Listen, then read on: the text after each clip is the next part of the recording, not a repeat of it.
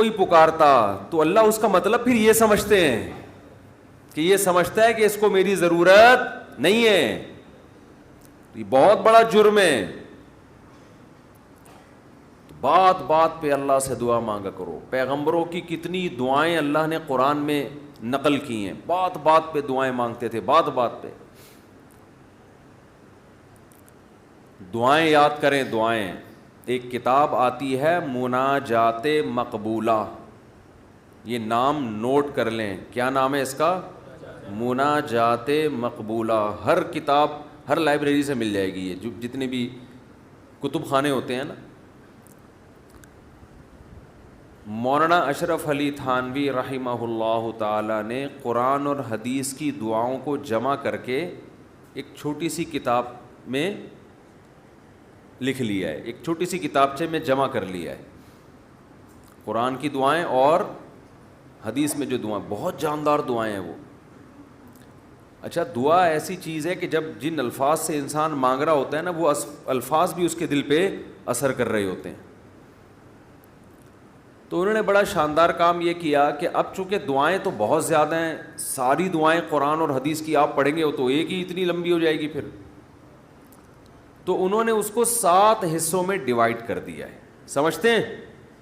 ہفتے کے دن, اتوار کے دن, یہ یعنی 7 منزلیں بنا دی ہیں اس کی. اس کا ترجمہ بھی ملتا ہے, یعنی وہ دعائیں عربی میں اور نیچے اس کا ترجمہ. آپ بے شک عربی نہ پڑھیں, ترجمہ پڑھ لیں. وہ روزانہ کا معمول بنائیں. اس سے کیا ہوگا, آپ کو قرآن و سنت کی دعائیں یاد ہونا شروع ہو جائیں گی. وہ ایسی جاندار دعائیں, ایسی جاندار. ان دعاؤں میں آپ کو لطف آنا شروع ہو جائے گا, چسکا لگ جائے گا. کیسی کیسی دعائیں دیکھو, ایک پڑھ کے سناتا ہوں. اللہم اقسم لنا من خشیتک ما تحول به بیننا وبین معصیتک. اے اللہ ہمیں اتنا اپنا خوف دے دے, ہمارے دل میں اپنا اتنا خوف ڈال دے کہ وہ خوف ہمارے اور تیری نافرمانی کے درمیان آڑ بن جائے. سمجھ میں آ رہی ہے بات؟ زیادہ خوف نہیں چاہیے. زیادہ خوف پیدا ہو گیا تو زندگی کا مزہ کرکرا ہو جائے گا. جب آپ کے دل میں کسی چیز کا خوف مسلط ہو جاتا ہے تو لذتوں سے محروم ہو جاتے ہو آپ. دیکھو بچوں کے دلوں میں امتحان کا خوف ہوتا ہے نا, نہ کھا رہے ہیں نہ پی رہے ہیں. کراچی میں تو ایسا کوئی سیٹ اپ نہیں ہے, کوئی خوف ووف نہیں ہوتا. پنجاب میں دیکھا ہے ہم نے, بچوں کے پیپر ہونے والے, ایگزام ہونے والا, ایک دماغ پہ مسلط کر لیتے ہیں. زیادہ مسلط کریں گے تو پھر پڑھائی بھی نہیں ہوتی, ان سے ہاتھ پاؤں کانپنے لگتے ہیں. کراچی میں اللہ کا فضل ہے, یہ ٹینشن. کراچی میں جتنی بھی حکومتیں رہی ہیں اب تک کی رپورٹ کے مطابق, انہوں نے یہ بڑا فائدہ پورے سندھ میں الحمدللہ. یہ سندھ گورنمنٹ جب جتنی بھی رہی ہے اب تک, چاہے کسی کی بھی ہو, تو یہ الحمدللہ انہوں نے فیسلٹی دی ہے کہ کراچی کی عوام کو پڑھائی لکھائی سے الحمدللہ بالکل فارغ کر دی ہے. لڑکوں میں پڑھنے کا رواج ہے ہی نہیں. کچھ دن پہلے میں آ رہا تھا سفر پہ, تو کراچی کا ایک لڑکا وہاں پڑھنے گیا ہوا تھا, اسلام آباد, ایبٹ آباد میں شاید کیڈٹ کالج, بال کیڈٹ کالج میں پڑھ رہا تھا. تو میں نے کہا کراچی میں, نارتھ کراچی میں کہیں رہتا تھا یا ناظم آباد میں, وہاں گیا ہوا. اس نے کہا بھائی ہمارے ابا اماں نے اچھا فیصلہ کیا, مجھے وہاں ایڈمیشن کرا دیا, میں پڑھ لیتا ہوں, چھٹیوں میں گھر آ جاتا ہوں. تو وہ بتا رہا تھا کہ یہ کراچی میں, وہ مجھے کہہ رہا تھا کہ ہم حیران ہوتے ہیں کراچی میں جان تو وہاں کوئی ہے ہی نہیں, پڑھائی لکھائی کی بات ہی نہیں. کہہ رہے یہاں ہو تو ہر آدمی, میں نے دیکھا ہے پنجاب میں ہر بچہ پڑھائی کی بات کر رہا ہے, سب پڑھائی میں آگے نکلنے کی کوشش کر رہے ہیں, کچھ بزنس میں آگے جانے کی کوشش کر رہے ہیں. یہاں ہو تو پڑھے ہوئے ہیں. کراچی میں الحمدللہ پڑھے ہوئے ہیں لڑکے, پوری پوری رات کرکٹ کھیل رہے ہیں, اور ہم نے بھی بیان کر کے اپریشیٹ کر دیا. وہ کہہ رہے ہیں اب تو ٹھپا لگی, اب تو اور کھیلو. ہم نے تو اس لیے خوشی کا اظہار کیا تھا کہ چلو روزہ تو رکھ رہے ہیں نا, یہ مطلب تھوڑی تھا کہ کچھ بھی نہیں کرو. تو یہاں الحمدللہ یہ سہولت ہے کہ یہاں آپ پڑھنے کے علاوہ دنیا کا ہر کام کر سکتے ہیں کراچی میں, اور پڑھے بغیر آپ کو ڈگریاں مل جاتی ہیں. وہ الگ بات ہے, اپنا بھی بیڑا غرق اور قوم کا بھی بیڑا غرق ہوتا ہے. نہ خود کچھ آتا ہے, نہ ترقی تھوڑی کر سکتا ہے آدمی فالتو ڈگریاں لے کے, وہ پکڑا جاتا ہے کہیں نہ کہیں. ایک ہمارے مشہور ڈاکٹر تھے جو بڑے اچھے ڈاکٹر تھے کہ ہیں ڈاکٹر, جب ان کی جعلی ڈگریاں پکڑی گئیں لوگوں نے کہا یار ڈگری کو چھوڑو, بندہ میں قابلیت ہے, تو وہ تھوڑے دنوں میں قابلیت کبھی ایسی کی تیسی ہو گئی. جو اندر سے ہوتا ہے نا تھوڑے دنوں میں آدمی وہ آ جاتا ہے, آپ چھپا نہیں سکتے زیادہ عرصہ. تو جعلی ڈگریاں جعلی ہی ہوتی ہیں, پکڑا جاتا ہے آدمی. تو میں یہ بتا رہا تھا کہ قرآن کیا کہتا ہے, حدیث کیا کہتی ہے, نبی نے دعا سکھائی کہ اے اللہ اتنا خوف, زیادہ خوف مسلط ہو گیا تو پڑھائی سے بھی گئے, نیند سے بھی گئے, کھانے سے بھی گئے. تو اللہ کا بھی اگر زیادہ خوف پیدا ہو گیا صحت بھی خراب ہوگی. بعض لوگوں کے دل میں جہنم کی آگ کا بہت خوف مسلط ہو جاتا ہے, وہ عبادت سے بھی جاتے ہیں, پھر وہ لائف کو جتنا انجوائے کرنا چاہیے جو شریعت نے اجازت دی اتنا بھی نہیں کر پاتے. تو اس لیے ہمارے نبی نے دعا سکھائی, اللہم اقسم لنا من خشیتک ما تحول به بیننا وبین معصیتک. یہ میں مناجات مقبولہ کی دعاؤں کا ایک تھوڑا سا تعارف پیش کر رہا ہوں آپ کے سامنے کہ کتنی پیاری دعائیں ہیں. اے اللہ ہمیں اتنا خوف اپنا دے دے جو ہمارے اور تیری نافرمانی کے درمیان آڑ, کیونکہ خوف کا مقصد ڈرنا برائے ڈرنا نہیں ہے, خوف کا مقصد ہے جہنم سے بچنا, اور وہ جب بچیں گے جب گناہ سے بچیں گے. تو کم سے کم اتنا خوف تو ہو کہ جب گناہ کی طرف دل مائل ہو تو تیرا خوف رکاوٹ بن جائے, گناہ سے روک لے ہم کو. وَمِن طَاعَتِكَ مَا تُبَلِّغُنَا بِهِ جَنَّتَكَ, اپنی اطاعت کا اتنا جذبہ دے دے جو ہمیں جنت تک پہنچا دے. کیا ہو گیا بھائی, کیا ہوا؟ اچھا, وَمِن طَاعَتِكَ مَا تُبَلِّغُنَا بِهِ جَنَّتَكَ, یہ اسی کی تکمیل ہے. وَمِنَ الْيَقِينِ, یہ بڑا پیارا جملہ ہے, وَمِنَ الْيَقِينِ مَا تُهَوِّنُ بِهِ عَلَيْنَا مَصَائِبَ الدُّنْيَا. اے اللہ اپنا اتنا یقین دے دے, اتنا یقین, تیری ذات پہ اتنا یقین آ جائے کہ تو سب کچھ کرنے والا تو ہی ہے, اتنا یقین آ جائے کہ دنیا کی مصیبتیں ہلکی لگنے لگیں, ڈپریشن میں نہ جائیں ہم مصیبتوں کی وجہ سے. جو اللہ کو نہیں مانتے نا, جب وہ دیکھتے ہیں کوئی ٹینشن آ رہی ہے تو وہ کہتے ہیں یار اس ٹینشن کی یہ وجہ ہے اور یہ وجہ تو ختم نہیں ہوگی, تو میں تو ٹینشن میں زندگی گزاروں گا, وہ خودکشی کی طرف جائیں گے. اور جس کو پتہ ہے کہ یہ دینے والا کون ہے, اللہ, وہ میرا خیر خواہ ہے, وہ مجھے سنورنے اور بنانے کے لیے دے رہا ہے, وہ یہ ٹینشن دور بھی کر سکتا ہے, وہ کسی سبب کا محتاج نہیں ہے, اس میں میرا فائدہ ہے, تو اس سے وہ ٹینشن کیا ہو جائے گی, ہلکی. تو اے اللہ اتنا یقین اپنا دے دے جس یقین کی وجہ سے دنیا کی مصیبتیں ہمیں ہلکی لگنے لگیں. اگر اتنا بھی یقین نہیں ہے تو یہ یقین نہیں ہے. وَمِنَ الْيَقِينِ مَا تُهَوِّنُ بِهِ عَلَيْنَا مَصَائِبَ الدُّنْيَا وَمَتِّعْنَا بِأَسْمَاعِنَا وَأَبْصَارِنَا وَقُوَّاتِنَا أَبَدًا مَا أَبْقَيْتَنَا. اے اللہ تو نے ہمیں آنکھ کی نعمت دی, سننے کی نعمت دی, بولنے کی نعمت دی, چلنے کی اور بات کرنے کی, یہ تمام نعمتیں جب تک ہماری زندگی ہے یہ نعمتیں ہم باقی رکھنا, معذوری سے ہمیں بچانا. سمجھ رہے ہو کہ نہیں سمجھ رہے؟ آج لوگ دولت مانگ رہے ہوتے ہیں, صحت کو فوکس نہیں کر رہے. آنکھ کی بینائی چلی جائے خدا نخواستہ, کیسی اندھیر زندگی ہے, سننے کی طاقت چلی جائے. وَمَتِّعْنَا بِأَسْمَاعِنَا وَأَبْصَارِنَا وَجَمِيعَ قُوَّاتِنَا أَبَدًا مَا أَبْقَيْتَنَا وَاجْعَلْهُ الْوَارِثَ مِنَّا. یہ اس سے بھی زیادہ خاندانی جملہ. کافر بھی چاہتا ہے کہ میری آنکھوں میں دیکھنے کی طاقت, کانوں میں سننے کی طاقت, زبان میں بولنے کی طاقت, میری تمام جو جسم کے پارٹس ہیں وہ صحیح رہیں تاکہ میں دنیا کی نعمتوں سے مزے اڑاؤں. تو اے اللہ ہم صرف اس لیے نہیں کہہ رہے کہ یہ تمام چیزیں باقی رکھ کہ ہم دنیا میں مزے اڑائیں, دنیا میں بھی لذت, اور یہ جو تو نے ہمیں طاقتیں دی ہیں یہ آخرت میں بھی ترقی کا ذریعہ بن جائیں. تو ڈبل مزے ہو گئے کہ نہیں ہو گئے ہیں بھائی؟ کیونکہ جس آدمی میں قوت اور طاقت نہیں ہوتی مختلف چیزوں کی، وہ آخرت کے کام بھی زیادہ نہیں کر سکتا. تو وَاجْعَلْهُ الْوَارِثَ مِنَّا، ان کے اثرات باقی رہے. قیامت کے دن فائدہ ہوئی ان آنکھوں سے، ہمیں ان کان سے اچھی بات سنی تھی اور ہدایت مل گئی، تو یہ فائدہ ہو گیا نا اس کان کا آخرت میں. آنکھوں سے اچھی چیز دیکھی اور ہدایت مل گئی، اللہ کی نشانیاں دیکھیں اور عبرت حاصل ہوئی ان آنکھوں سے. ماں باپ کی زیارت کی، بیت اللہ حج کی، اللہ کے گھر کی زیارت کی، تو یہ آنکھوں کی لذت بھی ہے، اور اس لذت سے دنیا کا فائدہ بھی اور آخرت کا فائدہ بھی. وَاجْعَلْهُ الْوَارِثَ مِنَّا وَاجْعَلْ ثَأْرَنَا عَلَى مَنْ ظَلَمَنَا وَانصُرْنَا عَلَى مَنْ وَانصُرْنَا عَلَى مَنْ وَاجْعَلْ ثَأْرَنَا عَلَى مَنْ ظَلَمَنَا وَانصُرْنَا عَلَى مَنْ عَادَانَا. جو ہم سے دشمنی کرے اے اللہ تو اس کے خلاف ہماری مدد کر. دنیا میں بہت سارے دشمن ہیں، کچھ کو آپ جانتے ہیں، بہت سو کو نہیں جانتے. وَلَا تَجْعَلْ مُصِيبَتَنَا فِي دِينِنَا، اے اللہ اگر کوئی مصیبت مقدر میں ہے ہی تو وہ دنیا کی طرف پھیر دینا، دین ہمارا اس سے محفوظ رکھنا.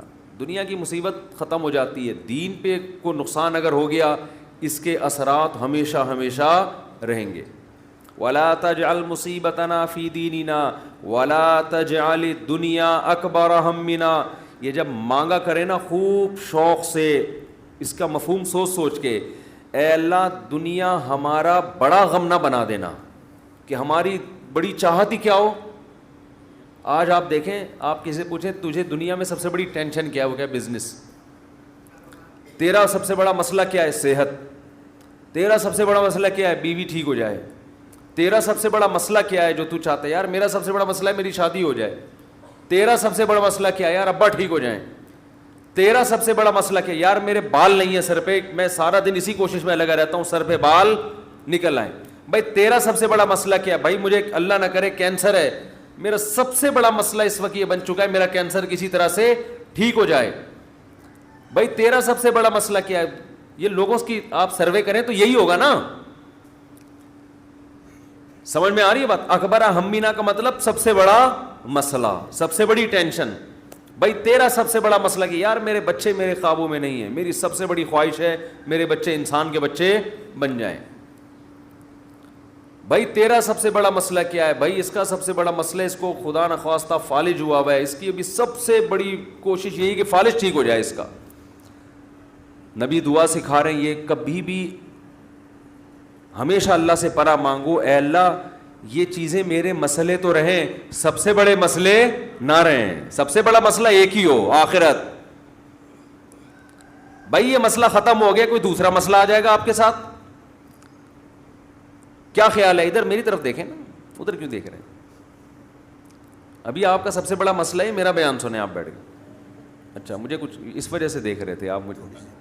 اچھا ٹھیک ہے ٹھیک ہے، میں اس میں دیتا ہوں دعا میں. 4 لاکھ روپے پہ جمع ہوا ہے، ابھی جمع کرنا ہے 25-30 لاکھ، اس کے لیے تھوڑی سی. اچھا میں جمعے کی نماز کے بعد دیتا ہوں.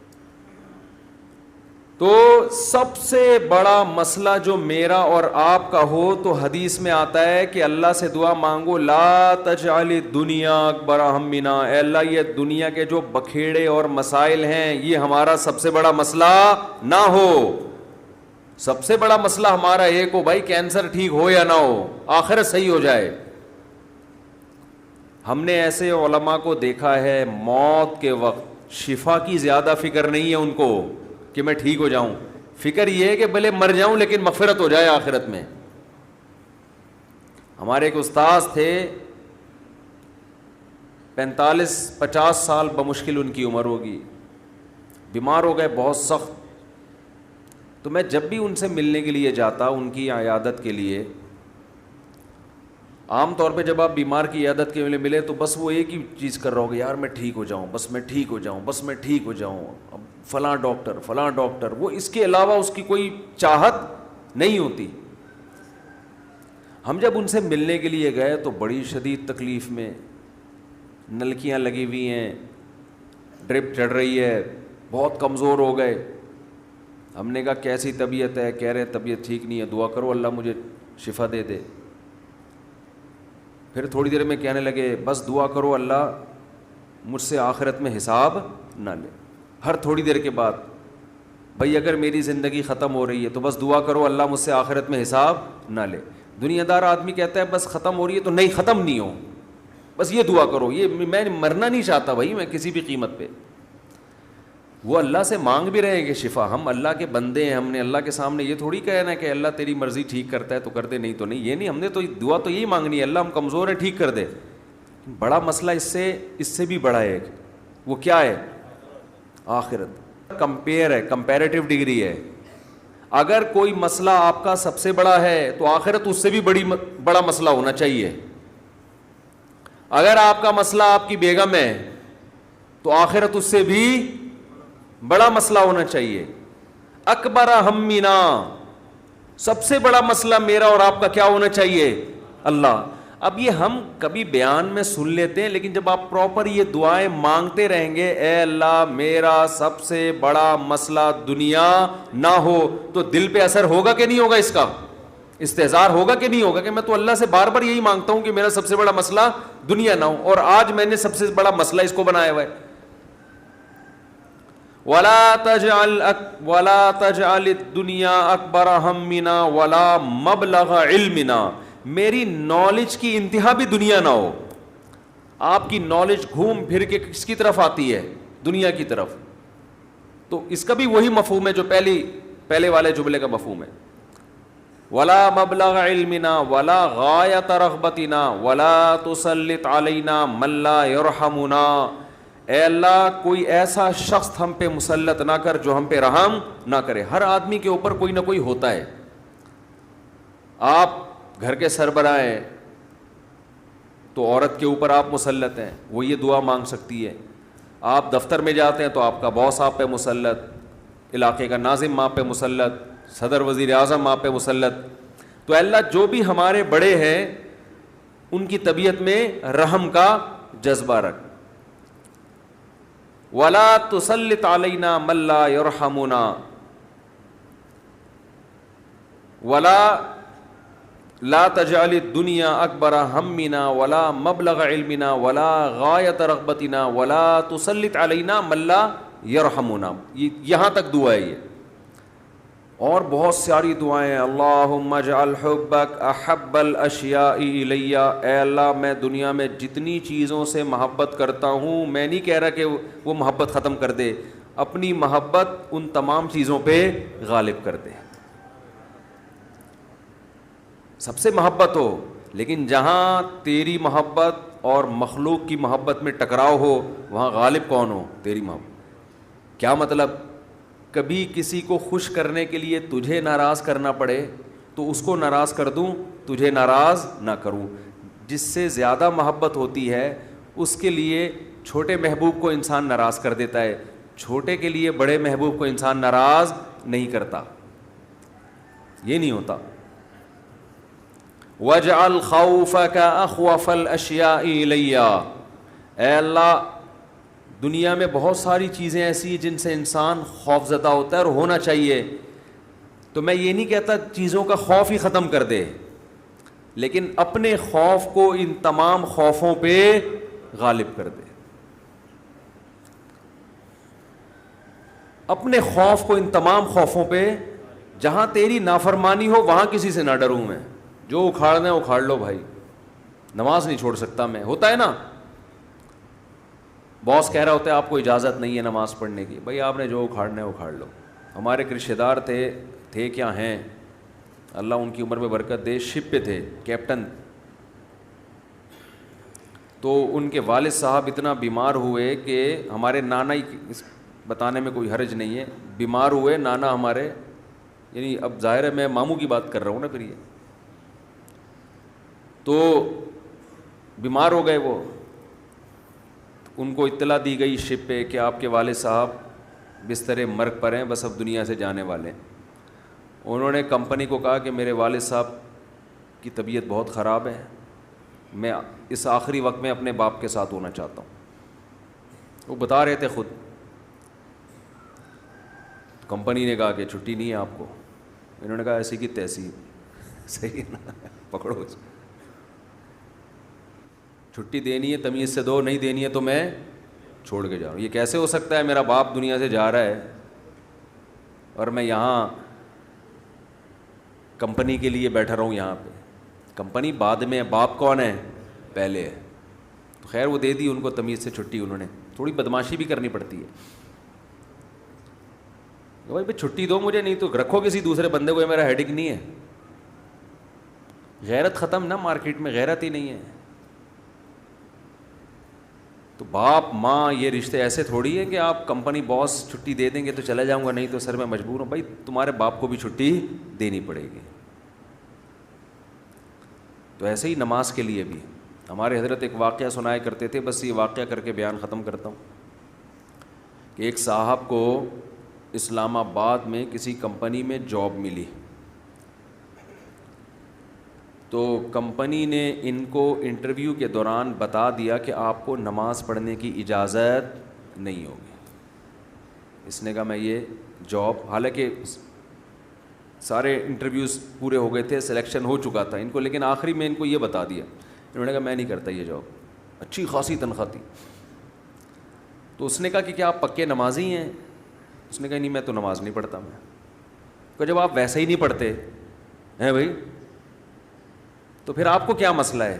اس نے کہا میں ویسے ہی نہیں پڑھتا, سست ہوں, کاہل ہوں, تمہارے مشورے پہ میں نماز چھوڑ دوں یار؟ ٹھیک ہے, کمپنی کے کہنے پہ میں چھوڑ دوں؟ خدا کہے گا نا کہ تیرا دل اپنا ہی نہیں چاہتا تھا, ہے بھائی تیرا اپنا دل نہیں چاہتا تھا, تو نالائق تھا, لیکن اب کمپنی اور خدا کا مقابلہ ہو رہا ہے تو اس کو تو نے خدا بنا لیا ہے.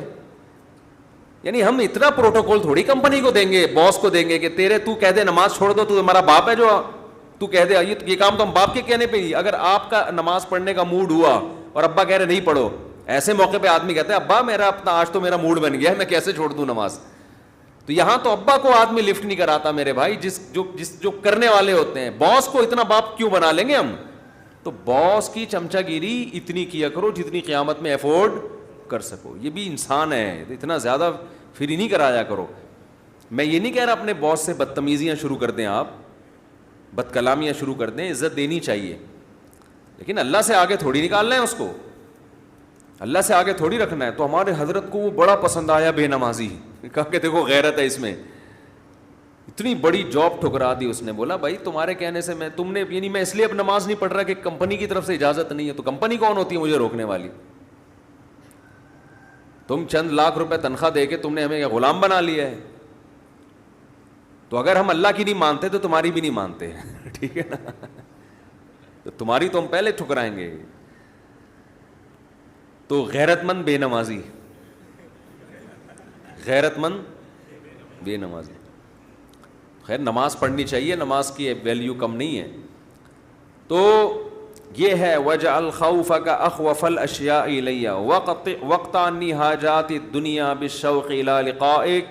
اے اللہ اپنی ملاقات کا شوق اتنا دے دے کہ دنیا کی حاجتوں کی تمنا نہ رہے.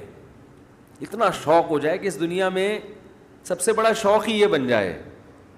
تو پھر یہ ثانوی درجے میں ہوں. اور آخری جملہ اس دعا کا وَإِذَا أَقْرَرْتَ أَعْيُنَ أَهْلِ الدُّنْيَا مِن دُنْيَاهُمْ فَأَقْرِرْ عَيْنِي مِنْ عِبَادَتِكَ. اے اللہ جب لوگوں کی آنکھیں اس دنیا سے ٹھنڈی ہوں, کسی کو پتہ چلا کہ بحریہ ٹاؤن میں 3 پلاٹ اس کے نام نکل آئے, آنکھیں ٹھنڈی ہو گئیں, بتاتا پھر رہے ہو بھائی ماشاءاللہ ادھر رشتہ ہو گیا, ہاں بھائی مفتی صاحب کا بیان اثر کر گیا ہے, آنکھیں ٹھنڈی ہوتی نا, گاڑی آ گئی, پیسہ آ گیا. تو اے اللہ اس وقت میری آنکھیں اپنی عبادت میں ٹھنڈی کرنا, مجھے عبادت کی ایسی لذت دے دے, اپنے سامنے راز و نیاز اور مناجات کی, اور اپنے سامنے دعا مانگنا اور نماز پڑھنا اور تیری تلاوت کرنا اور تیری عبادت کرنا, تیرے سے تعلق ایسا ہو جائے کہ میری آنکھیں دنیا سے ٹھنڈی نہ ہو. مجھے مزہ کس میں آئے؟ تجھ سے راز و نیاز کرنے میں.